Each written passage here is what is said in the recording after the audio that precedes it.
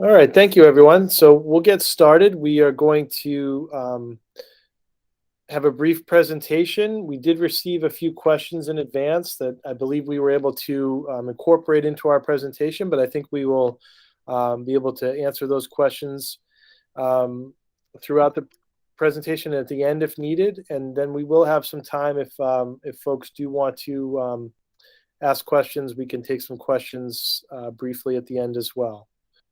So I just wanted to thank everyone for joining us tonight.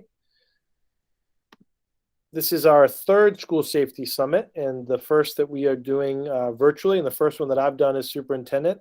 But I wanted to take a moment and just go through the agenda and then introduce the committee. And, we have a few different members of our School Safety Committee that will be sharing tonight. So we're going to do our welcome introductions. We'll then go over some of the existing school safety and security programs, initiatives, and supports.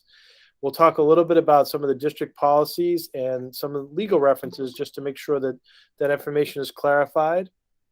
We'll also go over a little bit about our student wellness program and then take some questions as well.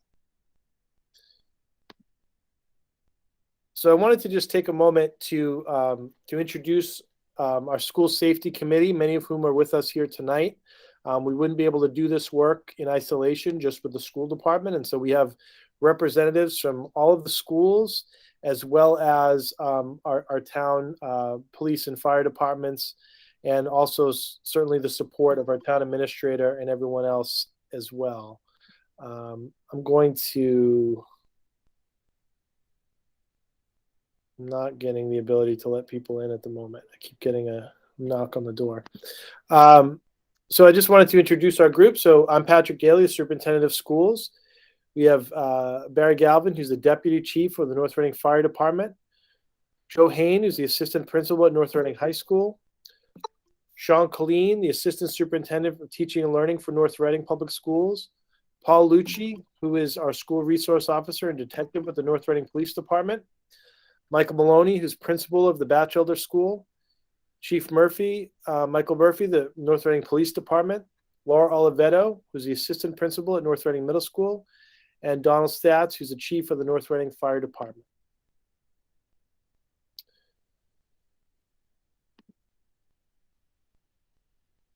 And I'm just going to ask Michael Maloney, could you just introduce the School Safety Committee here and just share this slide? I'm going to try to let some folks in. I would have to, Patrick, thank you so much. So the School Safety Committee is a committee of educators, members of the fire department and the police department, and we meet monthly to just look at our safety protocols. Specifically, our last big initiative was to update our emergency operations plan, and that was in 2016. And yearly we meet in July or over the summer to update that to reflect any new changes that we need to make to ensure that our emergency operations plan, is up to date. And I might miss a few, but I am on the School Safety Committee. Dr. Daly, Mr. Colleen, Chief Murphy, School Resource Officer Detective Lucci, Sean O'Leary, Detective O'Leary, I should say, Chief Statz, Deputy Chief Galvin, Mr. Hain at the assistant principal at the high school is also a member of the School Safety Committee. And we do meet monthly just to go over any safety protocols or any issues that need to be addressed throughout the school year. And, part of why we're meeting tonight came out of the School Safety Committee so that we could update the community as to some of the changes and some of the initiatives that we've undertaken since the start of the school year and being more in person with our teaching and learning. Great. So thank you so much. And I need to thank, out of everyone here, Mr. Maloney, assuming the new role as a principal of the Batchelder School, has really continued. He was really an in-district expert among our staff to lead our ALICE training, which we'll be talking about a little bit later this evening. And I really appreciate his continued efforts to support us through this work. So just to go over some of the safety and security programs that we have in place, we have when you walk into any of our schools, we have iPads that are set up using the Envoy visitor monitoring system. We also have our emergency operation plan that we're going to talk about in more detail. We have controlled access to the schools. And so we will talk a little bit about some of the safety and security measures in our schools and just the way that the technology behind the way the doors open and operate. Also, we have security cameras. We put a lot of effort into improving our interior door locks at all of our schools. We have communication systems, a school resource officer. We also follow the ALICE protocols that we'll describe in a little bit more detail. And we do security assessments annually with the police department and the fire department. And then we also have our anonymous reporting system through the P3 application. So as mentioned, when we have visitors come into our schools, we have a safe and secure sign in place. Many of you may have used this in the past. On the iPad, you fill out the information. You are then logged into a system so that we can track our visitors. This includes guests, vendors, guest speakers, everyone coming into the building who's not an employee of the district. Even when our teachers or administrators visit other schools, we will sign in to that school just to have a record of the visit. And they are then given a visitor badge so that it's kind of clearly displayed as they move about the building. And this was implemented at all of our schools and our district administration office in 2016. We also have an emergency operations plan. This is something that we've updated in recent years to reflect all of these new initiatives. And it's in place at all 5 of our schools. And we have that was adopted officially in January of 2018. But every year, our staff are trained in the plan. We go over it at the beginning of the year as a part of our trainings that we do every year with staff. And access to this document, this is something that's an internal document, but our staff have easy access to it in each of their classrooms so that they can review this plan. And our safety committee reviews the plan annually, and we make sure that we make any updates that are needed to go over best practices. So when we talk about controlled access to schools, our doors are locked, they're closed. Someone had asked earlier about, what do we do about pegging doors or having uncontrolled access? We really have a very strict policy about not allowing any doors to be opened. We have fob access to come into schools. There are only certain doors that are supposed to be open and monitored, and we should not be holding doors or pegging doors open. And so we do send out our reminders to staff and students, and our custodial team, who's fantastic, who keeps a very close eye on our building, make sure that if they see any of those items in place, they immediately remove them to make sure that we're only accessing schools in the proper and safe ways. We also have security cameras at all of those entrances that are used frequently, and so that we're able to monitor what the actions are happening at the entrances and exits. And we have some other security cameras throughout the buildings that are used to monitor safety as well.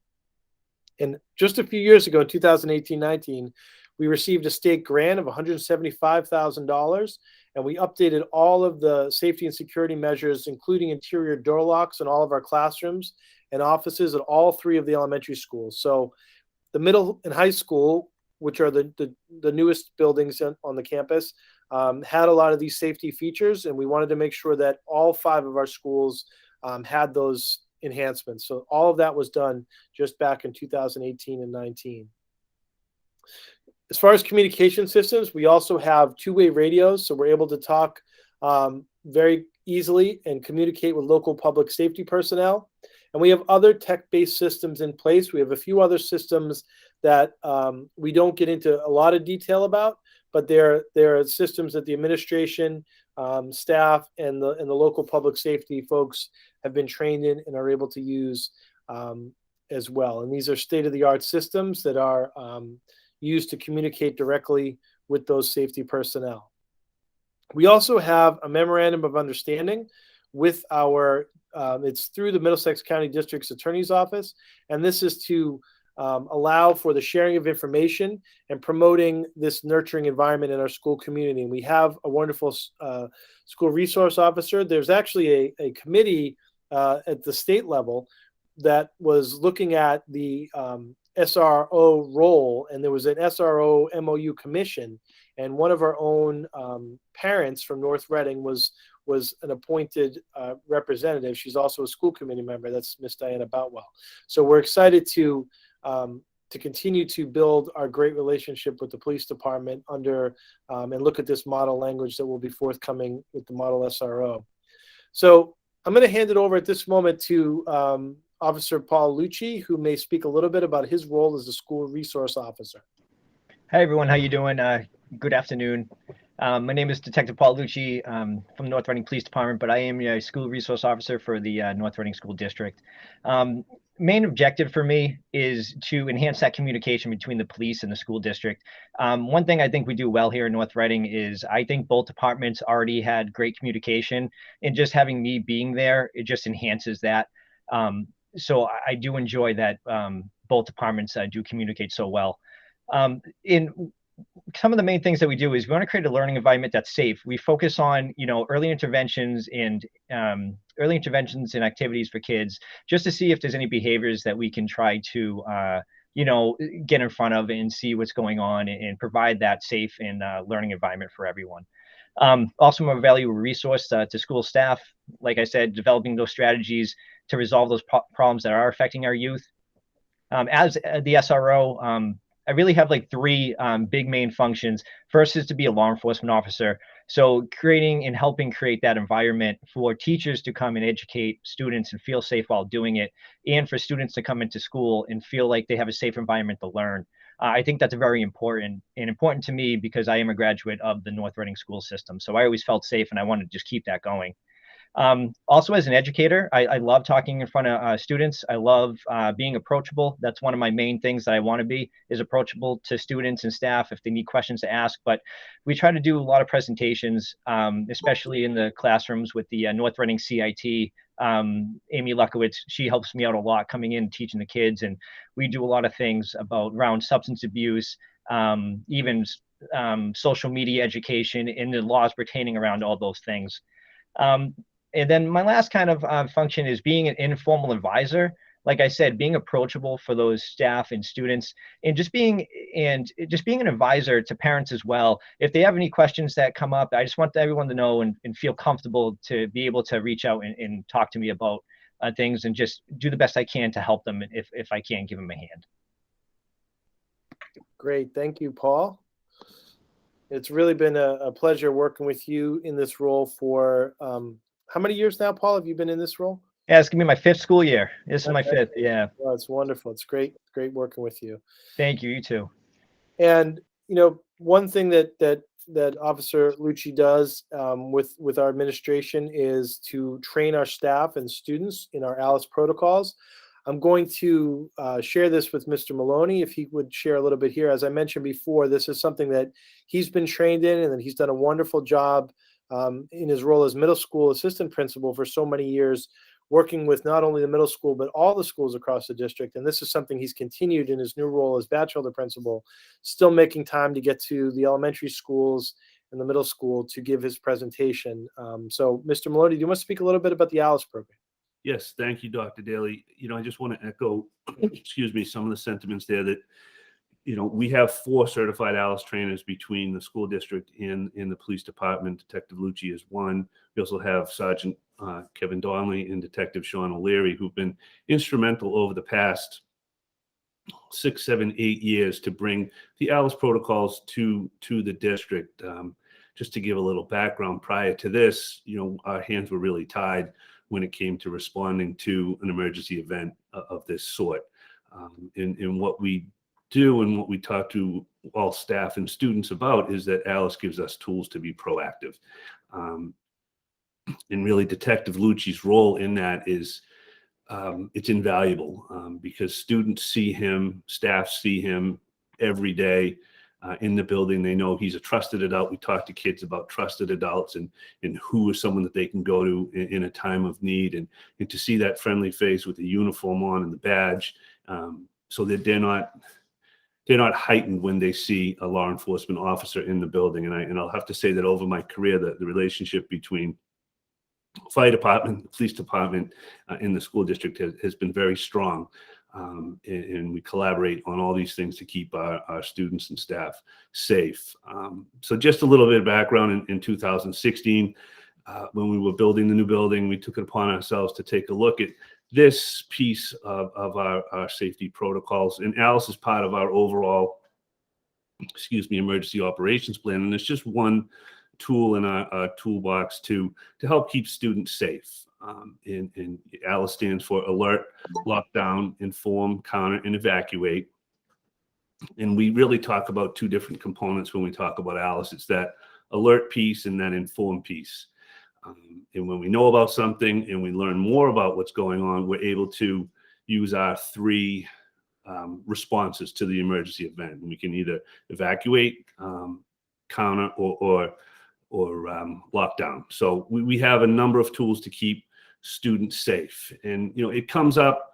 Alice it's very adaptable to different ages and grade levels. And obviously you can speak to an 18-year-old senior who's, in February of their senior year, as opposed to a kindergarten student who is just starting their educational career, and developmentally, they're not there yet. So we're able to tailor the presentation to our students to meet them where they are. And even having lived in the elementary school for a year, we've even further refined our presentation for our elementary students, where there's really a delineation between our kindergarten, first and second graders, and our third, fourth, and fifth graders, and how the language we use and how we present the Alice protocols to them. But having the friendly face of Detective Lucci, letting our students know that he's a trusted adult, and we have that relationship with our law enforcement partners. It's really worked out well. And just for this school year, at the start of the school year, we train all incoming staff. That's part of their orientation in late August. So we train all new staff. We do a general review with all staff and students at the start of the year. But this year, the school safety committee thought that it would be good, since COVID and we've been away from our normal school years for a couple of years now. We thought it would be a good opportunity, at the start of the calendar year, to retrain, go into a little bit more depth with all of our staff, teachers, paras, cafeteria workers, any trusted adult in the building who needs to know about the Alice protocol. So we've completed that training up to this point. All students have had that more in-depth training, with the exception of my school, but we are scheduled for Friday. And then, by the time we leave for vacation, all students and staff will have been retrained with that little more in-depth touch than we would do with our normal start of the year training for them on this Alice protocol. So, it's an adaptable, we can modify it to different buildings, modern buildings, older buildings. It really gives us a number of tools to respond to an emergency event. Excellent. Thank you so much, Mr. Maloney. So we also do ongoing regular assessments for the North Reading Police Department and North Reading Fire Department. Each year before we start the school year, we run, we have walkthroughs with the teams. We look at building readiness with the fire department and the police department to make sure that our classroom setups, our entrances, exits, obviously fire drills, and also just all the different aspects of security and safety is checked not only prior to the beginning of the school year, but throughout the year on a regular basis as well. Another piece to share is that we do have an anonymous reporting system. If you download the school district's app, it's available there, and it's also directly available if you download what's called the P3 app. And this is what the P3 app looks like. This is an anonymous tip system, and basic motto is what we repeat and what we say for everything. If you see something, say something. And this is to help our law enforcement solve and prevent crimes. And you can submit your tips through the P3 app. You can call a hotline, or you can also go to the web address there for the police department and click on submit a tip. And obviously in an emergency, we always are teaching to dial 911, and those tip lines are available 24/7. So this is something that we've promoted over the last few years, and it's been something that's been a very useful tool for us at the police department, and it's also helped us in the schools. Whenever something is referred to the police that relates to the schools, we are in communication with Officer Lucci, and we are able to address those concerns. So I wanted to just share a few moments here just to make reference. These next few slides refer to policies. I'm just sharing them. I don't expect anyone to read them right here, but all of them are listed in detail in our student handbooks. We want to talk specifically for a few moments about the policies relating to what happens when someone has dangerous weapons, drugs, or there's an assault on a staff member, or any felony matters that would relate to short-term suspension. So we call this basically 37H and 37H and a half. What's important to note, there's also 37H and 3/4. And there's an aspect of this that is added called an emergency removal. So a principal can remove a student from school temporarily when a student is charged with a disciplinary offense and the continued presence of the student poses a danger to persons, property, or materially and substantially disrupts the order of the school. And in the principal's judgment, there is no alternative available to alleviate the danger of disruption.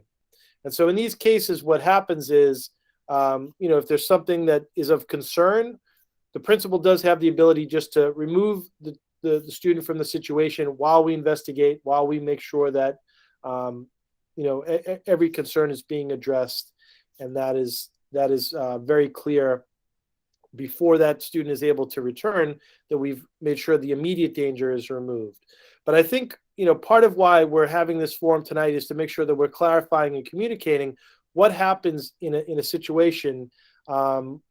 Is equally important that all individuals have due process rights. And so these are the legal rights of everyone involved to make sure that there is due process for any imposition of suspension. So before there's any discipline, the students have rights to receive notice and respond to any allegations or charges against them. And before any kind of expulsion, which would be the removal of a student from school premises for more than 90 days or permanently, we need to make sure that we follow all due process rights. And a key part of due process through even the long-term suspension process is the student confidentiality piece. And disciplining, including, it's not just the names of the people involved, it's also the discipline that any student may receive is something that is confidential and cannot be made known to the public. And so we sometimes get into these scenarios where something happens and we are compelled to share that information with the public, and we want to be transparent. We're always going to share if there's something related to a threat or a weapon or something at school, but what we're able to share may be different depending on specific circumstances. And there's certain things that we are not able to share, whether it's because of where we are in the investigation or because of student confidentiality laws that are applicable. And so, I've heard people say that, I'd rather know nothing than not enough.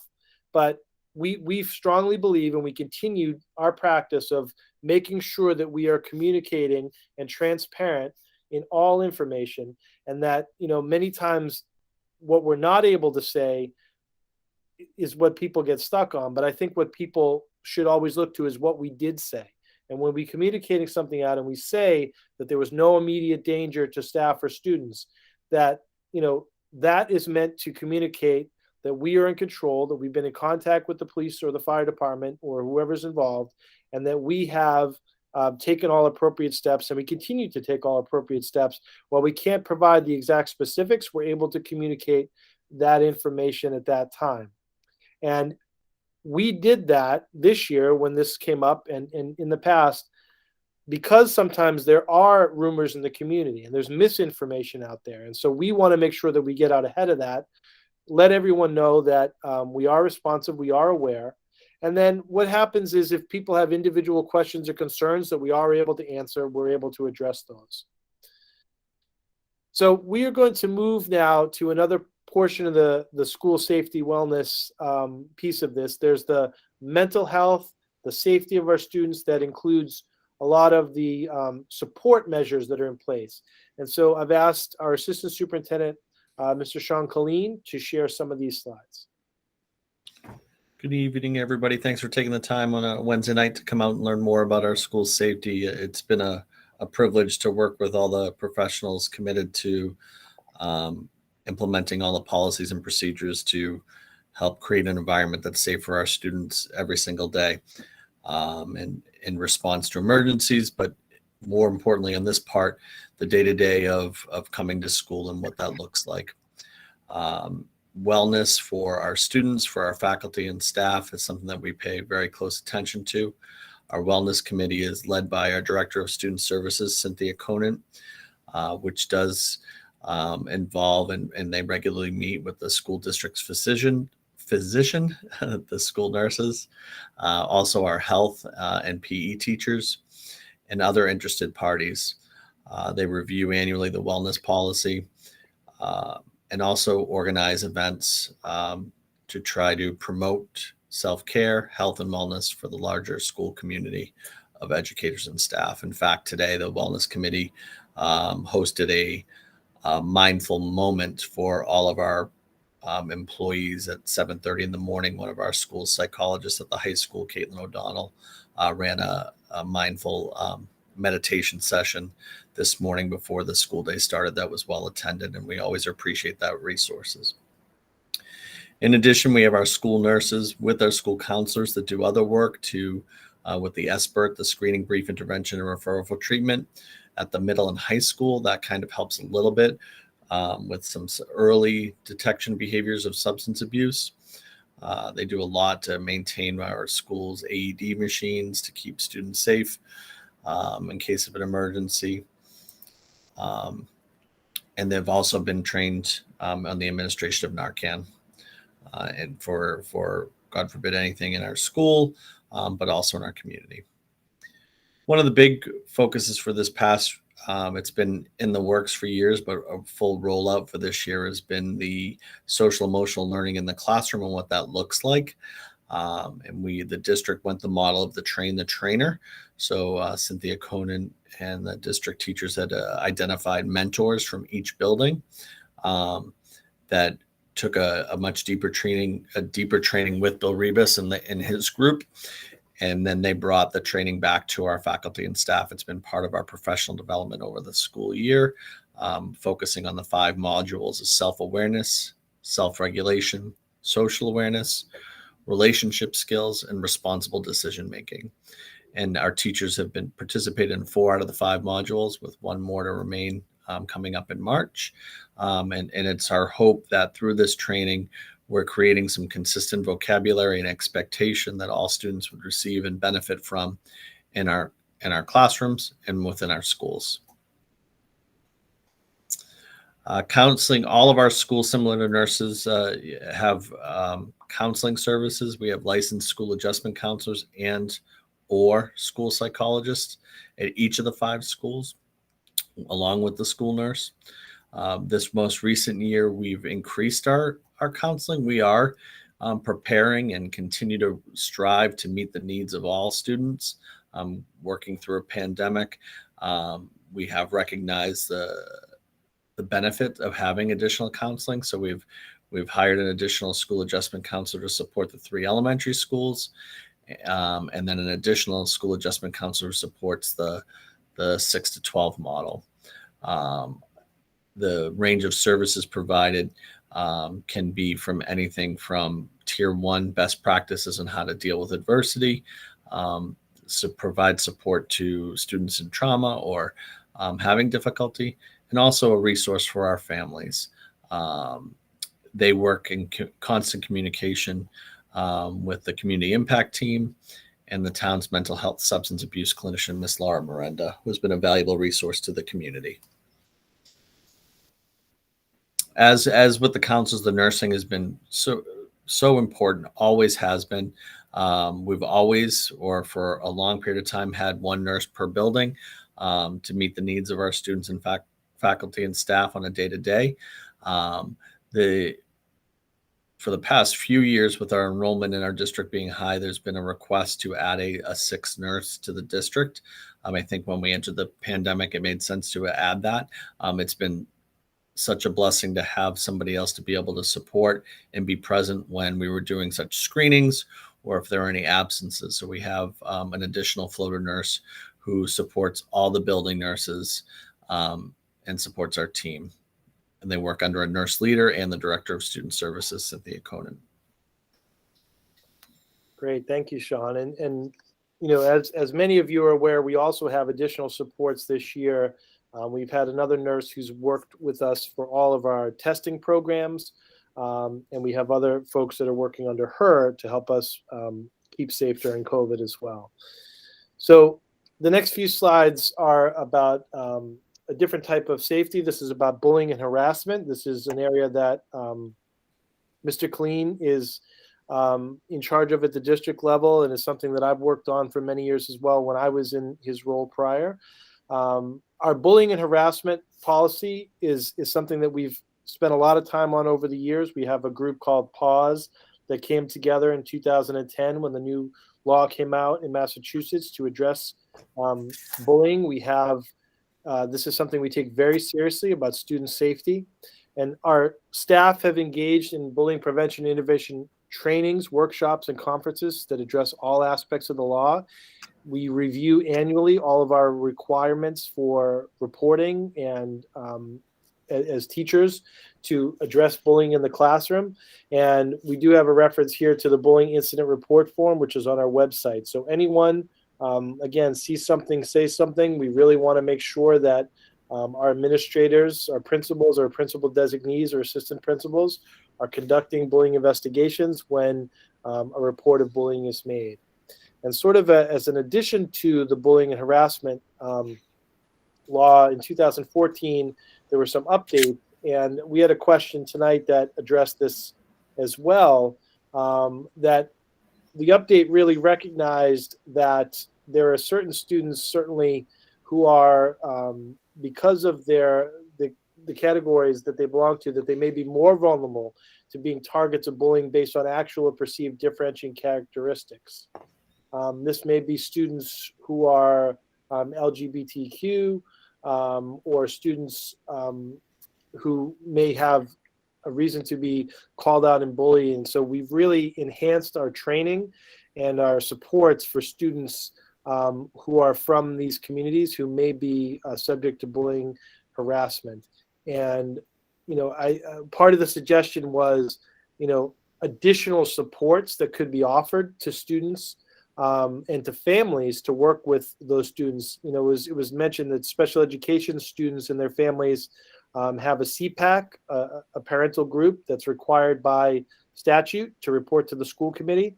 But wouldn't it be a great idea to have some additional groups for support groups for families of LGBTQ or students, biracial, people of color, Indigenous people of color? And I think those are great ideas, and we could certainly look to form some groups like that in the future. Mr. Clean, would you like to speak to Title IX? Sure. Do we have time? So the Title IX and other civil rights grievance procedures are also included in student handbooks. And as far as the grievance procedures linked on this slide, which will be put with the video, just to make sure that we are beyond just the bullying, looking at discrimination, harassment, and retaliation based on race, color, religion, national origin, gender, sexual orientation, gender identity, age, or disability, and how important it is for us to make sure that is no form is present in our school, and if it is for some reason that we're able to address it, provide the necessary supports to make sure that school is safe for all students, and educate our students to make sure that they can be good citizens in our community.